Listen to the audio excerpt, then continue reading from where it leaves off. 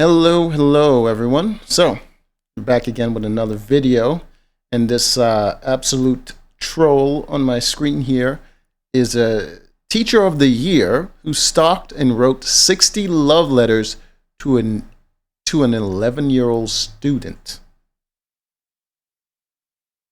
That's demonic. Let's just get into it.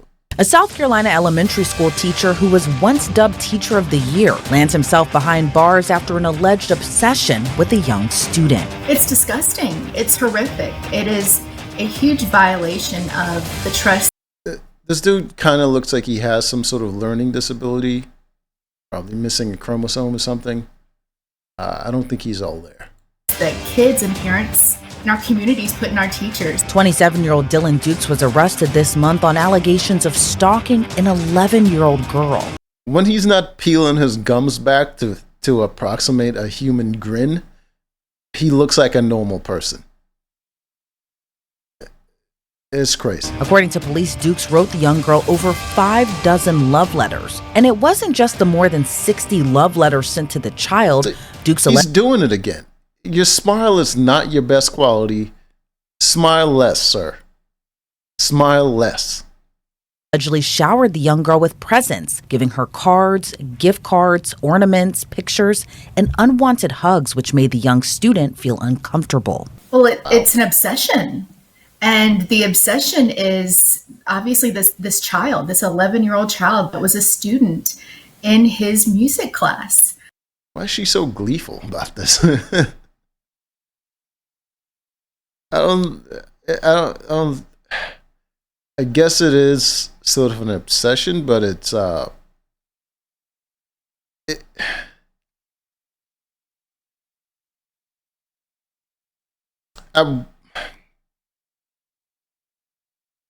what point is it just like a sort of mental illness pass beyond just like this dude is in love with a kid? Like, you can't just be like, this is some sort of unrequited love story. It's an obsession kind of thing. It's just like he's mentally not there, and there's some sort of connection with this kid that's sort of bringing him to I guess a joyful mental space, I would assume. But it's definitely a mental illness that he has. And, so often with obsession, you see that the obsession grows, particularly when access is lost. So it's very concerning what could have happened. Well, it's not that the obsession grows, it's that the behavior changes, right? So if you have access to someone, it's much easier to interact with them. You don't have to go out of your way to do anything to interact with them. But if you lose access to that person, then you're going to have to go out of your way. So it can seem like the obsession grows, but it's not. It's the behavior just becomes a little bit more alarming, and the obsession is a little bit more obvious. With this child, because you see the lengths that he went to, to gain access to her and her family over the years, and it is absolutely disturbing. It really is. The investigation reportedly unfolded on July. He needs to stop smiling. July 8th, when detectives were told about the massive amount of letters written to the 11-year-old. Authorities say before the summer break from school, Dukes gave the young girl a personalized box with the letter for. Is he really going to pretend he goes to the gym? For each day of the week during the entire summer vacation. But the alleged obsession didn't stop there. Officials say since school was on a break, he joined the child's church after realizing the young girl wouldn't be a student at the school. This unfortunately is not the first time I've seen a teacher have similar behaviors or express similar behaviors towards a student. In my experience, the majority of the time it's with estranged partners, ex-boyfriends, ex-girlfriends, that type of thing, where you see that there will be an intrusion into every part of that person's life, whether it's their online activities, their work, calling their job, calling their employer, sending photos, letters to their family. Really, it becomes an overwhelming intrusion into the victim's life, which is so difficult. This dude did not have any sort of age-appropriate relationships his entire life. There's no way. Going around grinning like this. God damn. To prove so often who is actually doing that. But then for them, mentally and emotionally, they feel so unsafe everywhere because so often that person just intrudes into so many different areas of their life. Thank God that her parents were attentive to this and recognized what was happening and went to law enforcement. But before anything else happened. And more disturbing allegations. According to authorities, when detectives made a visit to Dukes' classroom, they found several photos of the child in his desk, but noted the photos were not sexual in nature. Dylan Dukes' alleged creepy behavior was enough for authorities to arrest and charge him with stalking. It's disgusting. It's horrific. It is a huge violation of the trust that kids and parents in our communities put in our teachers, and this teacher completely violated that by engaging in this inappropriate behavior. 60 plus letters to this child, going to their church, showing up at places where she was with her family. It's just unimaginable. It really is. And thank goodness law enforcement got involved at this point before things escalated even further. Attorney Sarah Ford with the South Carolina. Yeah, I would think it would have ended by the time he went to the church. Like, the kid's father would have put hands on him early on in that interaction. I would assume, because it's what I would have done. And a victim assistance network explains thankfully law enforcement nabbed Dukes because his behavior could have escalated. It's possible. I hate to speculate when I don't have facts in front of me, but you wonder. I mean, it's a natural question to say, what was his end game here? What was he thinking would happen? You start, certainly you want teachers to care about their students, but when that certainly crosses the line into, letters for a child to open daily during their summer break, showing up at different events, engaging with their family, going to their church, that's, you just wonder, what could have happened here? What was his end game? Because this is a teacher of the year. I mean, this is not, a first year teacher. Not that would be an excuse. Yeah, well, it shows he really cares about his students. A little bit too much. But this is someone who clearly had experience in the classroom. And then that begs the question, what else was going on in that classroom? What did other students see? You just can't imagine that someone one day would say, I'm going to send this kid in my class 60 letters home with them. It builds. So what was that building process? What was that grooming process in this instance?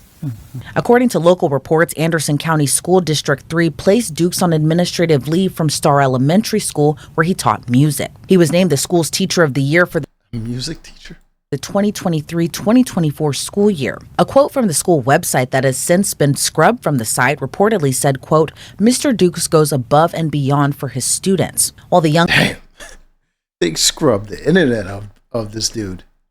11-year-old girl is the only reported victim at this time. Ford explains it's possible she might not be the only one. So often when someone is grooming a child, they may have other children that they're grooming at the exact same time. Every case is different. Every person is different. So, I can only speak to my experience and what I've seen in the past. But I like to say someone just doesn't wake up today and say, I'm going to be obsessive about an 11-year-old and it's going to start to. I wonder what kind of stuff he was writing in those love letters.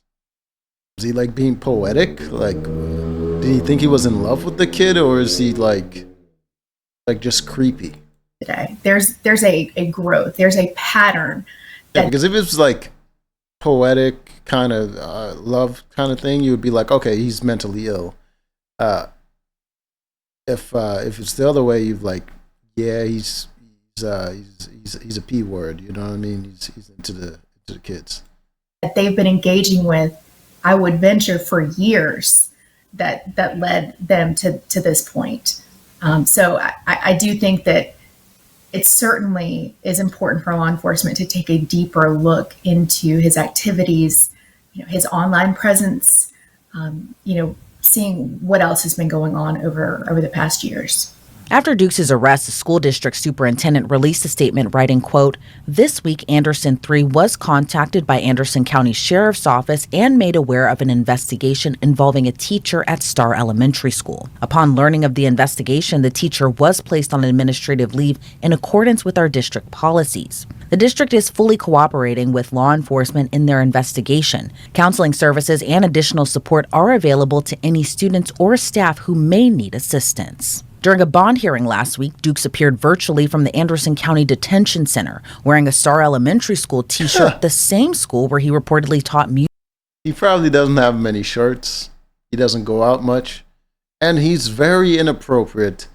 Put a bra on. You can't be walking around kids with your tits out like this. The victim's parents who attended the hearing spoke out against Dukes getting released from jail. As they told the judge, they are afraid for their young child's safety and alarmed by Dukes' unrestricted access to their family, as the victim's mother would paint a more chilling picture into Dukes' alleged obsession with her daughter. The victim's mother told the judge, "My child has been handed love notes by an adult male countless times," referencing the more than 60 notes that were found since June. The victim's mother also added, "He's attended my child's functions outside of school. He started attending our church. I now realize that this access to my child had continued to grow his obsession." The young girl's father also spoke in the court hearing, saying he felt their family would be put in danger if Dukes was released. The victim's father told the judge, "Given Mr. Dukes' unrestricted access to our family over the years and the unknown intentions of his obsession, I cannot feel secure knowing that he is not going to put my family in danger." But for Dukes' attorney, she argued, I see what they're trying to do, but he's probably not going to get that much jail time for stalking.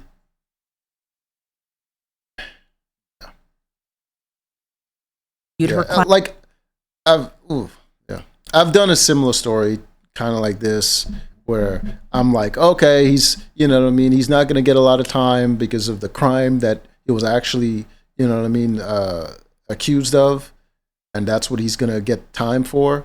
And people are like, oh, you're defending the criminal and all this stuff. It's just like, come on, man.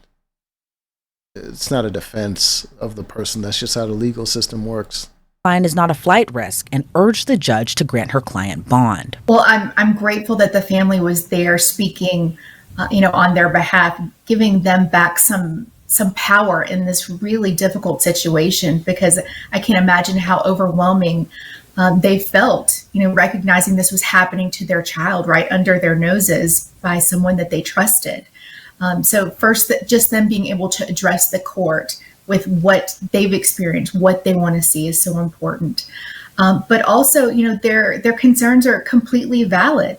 Their entire life was intruded upon. Their child's life was intruded upon by this teacher. And of course, as a parent, that their main concern is, we've got to keep our child safe.